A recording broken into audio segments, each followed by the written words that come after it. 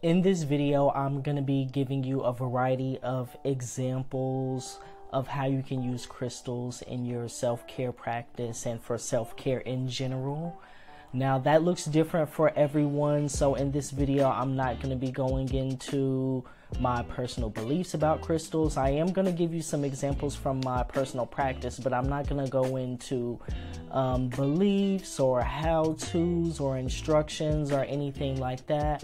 I'm just going to go through different examples and show you a variety of tools, and I hope that perhaps this will spark some interest or some ideas within your mind and experience on how you can use crystals to work in your life.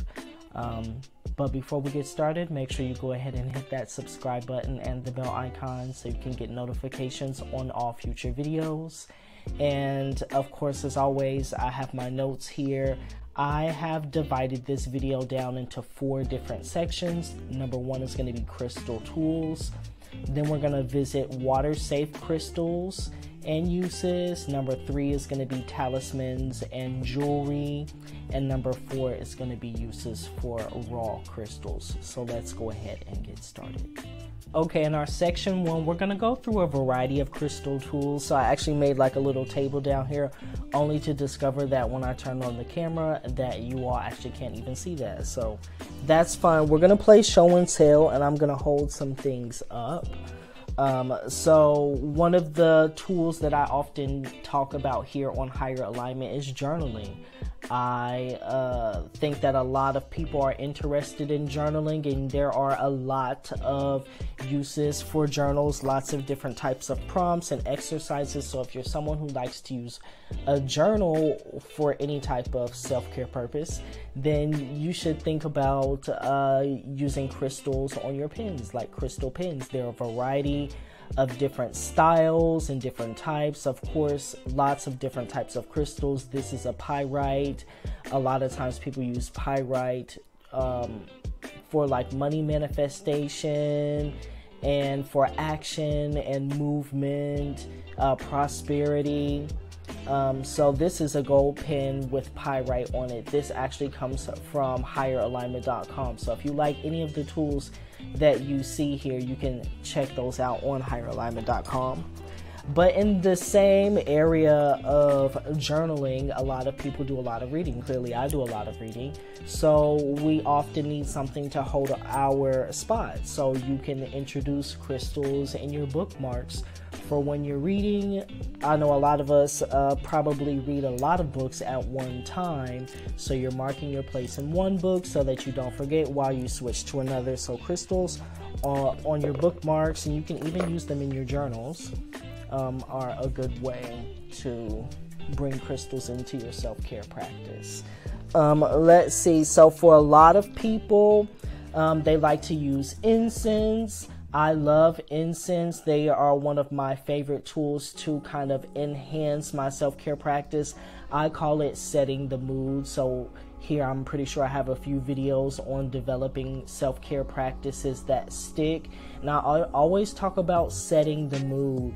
You know, whether you want to like dim the lights or have candles or incense, and what tools, like your journal, are you going to need? Do you need a yoga mat? Do you want to lay on the floor? Where are you going to be? In your bed? You know, whatever. But on HIYERAlignment.com, I have hand-rolled incense that are actually coated in crushed clear quartz. So hopefully you can see this. They are coated in crushed clear quartz, and these are hand rolled on lavender stems, high quality resins and woods and essential oils. Clear quartz is commonly used to magnify or amplify energy or to magnify your intentions. It also is able to be programmed really easily, so you can easily speak your intentions or charge your crystal incense however you would like to, however your lifestyle calls for, and you can use them to kind of hold whatever energy you would like. Let's see, what do we have next? Next we have pendulums. Oh, I have another item down here. Incense holders. So you can also, there are a variety of incense holders. This is an agate holder. On HIYERAlignment.com, I think there are like selenite ones and there are other ones, but you can take a look there. You can look around. You'll find, you know, holders for your incense, crystal holders for your incense. Pendulums is the next item that I have. I don't have an example of a pendulum near me, but a lot of people use pendulums for their self-care practices, or they use them in their spiritual practices.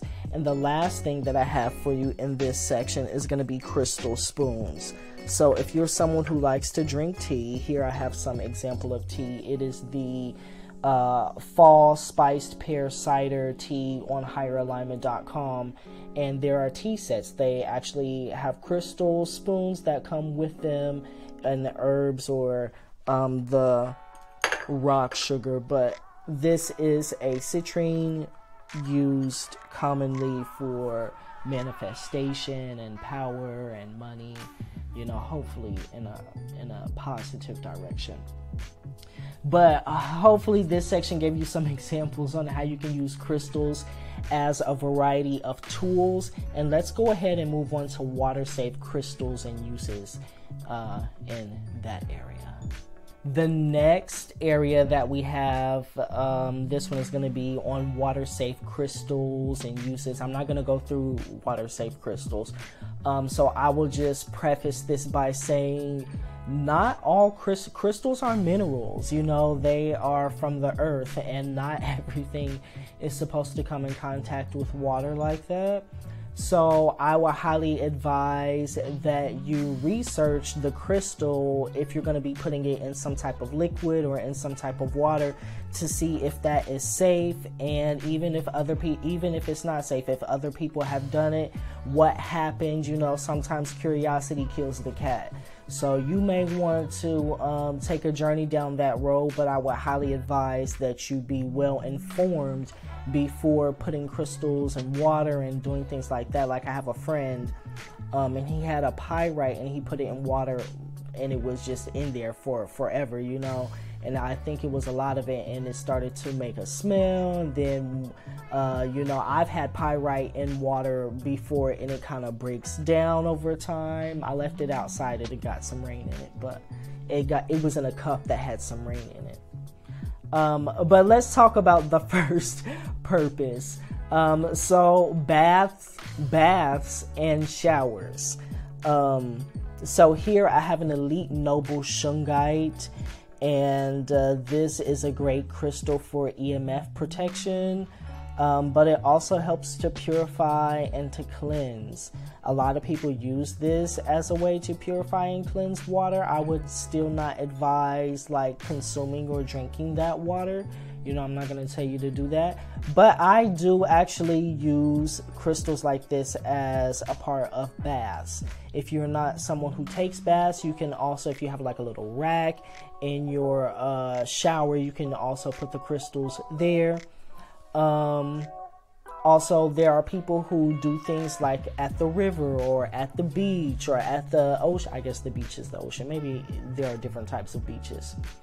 At the ocean or just around different bodies of water. So perhaps you're someone who does engage in some practice like that for your self-care, and you want to take your water-safe crystals to that body of water to do whatever it is that you like to do.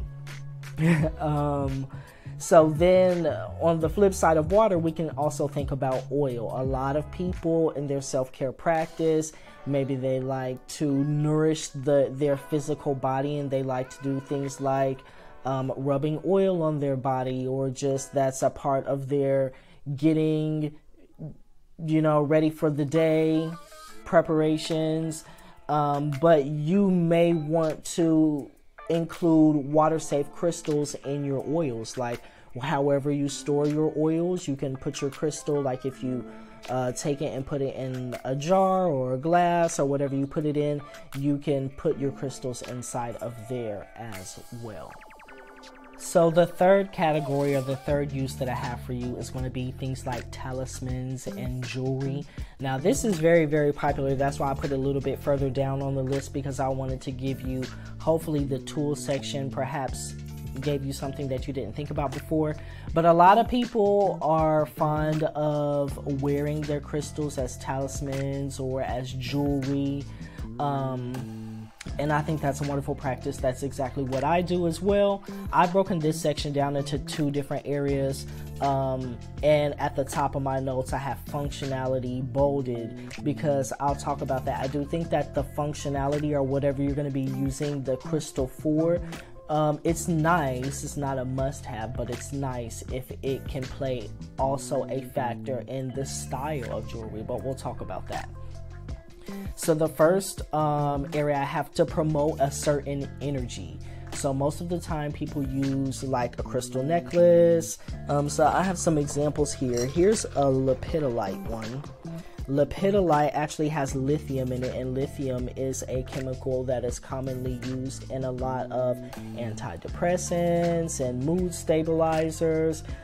So this, let me see if I can get it a little closer. I'm like looking at the screen and the camera, they're both in different places. But this crystal is said to help with emotional balance and mental stability and patience. So it's a beautiful, this is a beautiful crystal. This one's available on HIYERAlignment.com. Let's see. Here I have a selenite. Selenite is a crystal that is commonly used for cleansing and purification. It is said that it doesn't need to be cleansed itself. So many times people use crystals as a way to promote a certain energy. So if they're looking for, you know, to enhance something in their life, or maybe to protect themselves against something, they'll look for a crystal and then find that crystal in the form of a necklace or, you know, bracelet or whatever it is that you would like. So here, for example, for functionality, say you wanted to increase courage, you wanted to increase your courage. We associate courage with the heart. So you might want to get a necklace long enough so that the pendant hits your heart, versus maybe if you're working on something with communication, or self-expression, or even creativity, you could still get a necklace, but maybe you will want it to be a little bit shorter so that the crystal would sit closer to your throat. The second thing that people commonly use crystals for in the form of jewelry is going to be to help them with a certain goal. So say you were trying to stop smoking. You wanted to stop smoking.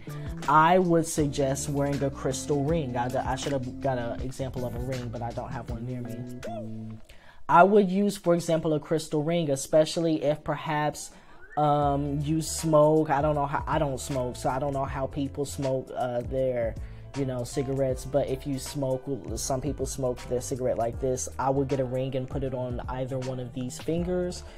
There are even people who, I saw this one time, someone wore a ring around, not all the way down here, but around the upper portion of their finger. So you can even think about that, getting a crystal ring that would fit in the appropriate place.